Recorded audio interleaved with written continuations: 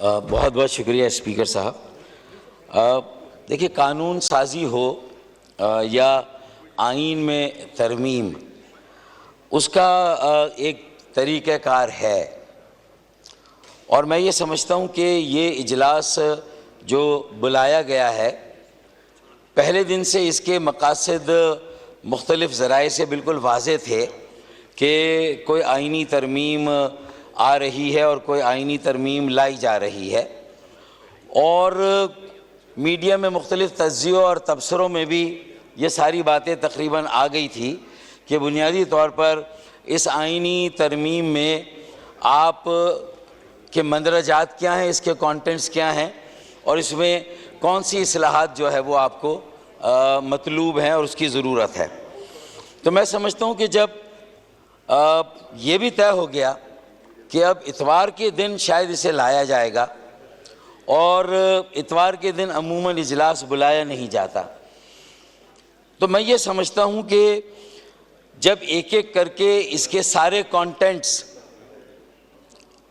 باہر چلے گئے، لوگوں کی معلومات میں آ گئے، تو کم از کم اگر ایک موقع ملا تھا، ایک اسپیشل کمیٹی بن گئی تھی، اور اگر لا اینڈ جسٹس کمیٹی میں اس بل کو نہیں بھیجنا تھا، تو چلیں اس اسپیشل کمیٹی میں پہلے دن اگر پورا بل یا اس کا ڈرافٹ جو پروپوزڈ ہے، جو مجوزہ ہے، اگر وہ آپ نہ بھی رکھتے تو کم از کم ایک ورکنگ پیپر ضرور دے دیتے۔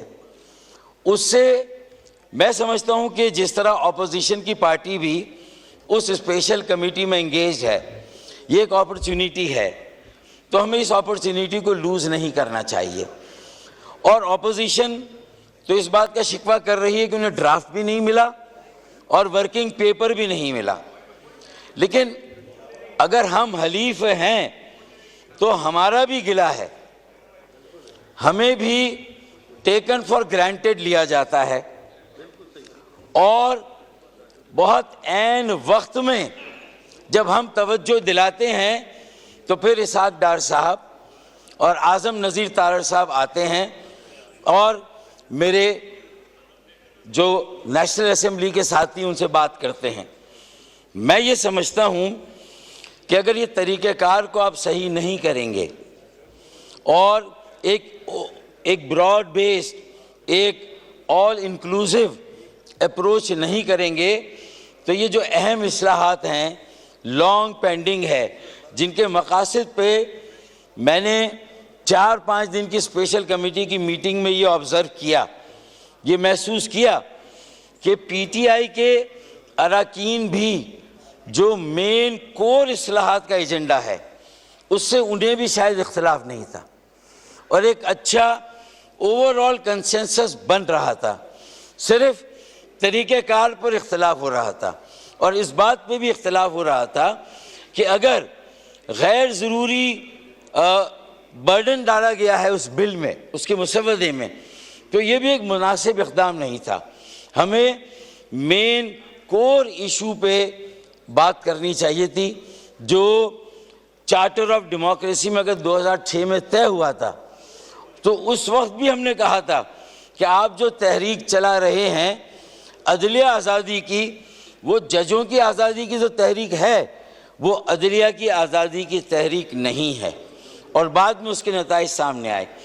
مولانا فضل الرحمان اور جے یو آئی نے بھی یہ بات کی تھی، اور ایم کیو ایم پاکستان نے بھی اس وقت متنبہ کیا تھا کہ دیکھیں یہ تحریک آخر میں جا کے آپ کے گلے پڑے گی، کیونکہ آپ نے بنیادی ریفارمز کی بات نہیں کی، آپ نے اس ملک میں جمہوریت کی بنیاد کو مضبوط کرنے کے لیے اگر کوئی ڈرافٹڈ بل اور کوئی ٹھوس تجویز اسپیشل کمیٹی ہو، سینٹ ہو، قومی اسمبلی ہو، یا یہاں جتنی بھی جماعتیں ہیں، اگر کسی نے دیا ہے تو وہ ایم کیو ایم پاکستان نے دیا ہے، اور یہ بلدیاتی سطح پر شہری مقامی حکومت کو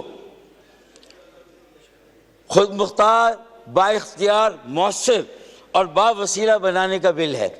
میں اپنے پی ٹی آئی کے ساتھیوں سے کہوں گا کہ اگر کوئی اور مسودہ آپ کے پاس نہیں ہے، کم از کم ایک ڈرافٹ اور ایک مسودہ تو آپ کے پاس ہے نا، تو آپ کم از کم اس سے آغاز کریں، 140 کے اختیارات دیں، ورنہ آپ جتنی اصلاحات کریں گے، چاہے وہ عدالتی نظام کی اصلاحات ہوں، چاہے آپ معاشی اصلاحات کی بات کریں، چاہے معاشرتی اصلاحات کی بات کریں، آخر میں جا کے آپ فرسٹریٹ ہوں گے پھر. And always what we do is too little too late. صوبائی خود مختاری بھی آپ نے کب ایڈریس کرنا شروع کی؟ جب آپ نے دیکھا کہ آپ کا پارلیمانی نظام بھی اپنے پیروں پہ کھڑا نہیں ہے. مرکز مضبوط پاکستان کی ضمانت نہیں ہے، مضبوط صوبے مضبوط پاکستان کی ضمانت ہوگی. اور آج یہ ثابت ہو رہا ہے کہ مضبوط صوبے بھی مضبوط پاکستان کی ضمانت ثابت نہیں ہوئے. مضبوط ضلع، مضبوط بلدیاتی ادارے اور مضبوط شہر ہی مضبوط پاکستان کی ضمانت ہوں گے. اس لیے میرا یہ کہنا ہے کہ کم از کم اسے بھی جو آئینی ترمیم آ رہی ہے اس میں ایم کیو ایم کے شہروں، ضلعوں، مقامی اور شہری حکومت کو مضبوط بنانے کے لیے، انہیں با اختیار بنانے کے لیے، انہیں مؤثر اور با وسیلہ بنانے کے لیے یہ کم از کم اسے بھی اس آئینی ترمیم کا حصہ بنایا جائے، اور جو کوئی ایشو ہے اس پر توجہ دی جائے. اس کے علاوہ مزید چیزیں اس میں شامل نہ کی جائے، اور خدایا ایم کیو ایم کو بھی اب ٹیکن فار گرانٹیڈ نہ لیا جائے. ہم آپ کے پارٹنر ضرور ہیں، ہم پی ایم اے این نہیں ہیں، ہمارا اپنا وجود ہے، اپنی اکائی ہے. اور رانا ثناء اللہ صاحب اگر ہمارے ساتھ میڈیٹر ہیں، لیکن اس پورے ایپیسوڈ میں نے رانا ثناء اللہ صاحب کو کہیں پر بھی ایم کیو ایم کے ساتھ رجوع کرتے ہوئے نہیں دیکھا. ہم نے یہ مسئلہ بار بار پرائم منسٹر کے ساتھ اٹھایا، سارے جو ہمارے مذاکرات اس میں اٹھایا، لیکن اس کے باوجود بھی آپ کے یہاں سے اس بات کی کریکشن نہیں ہوئی ہے.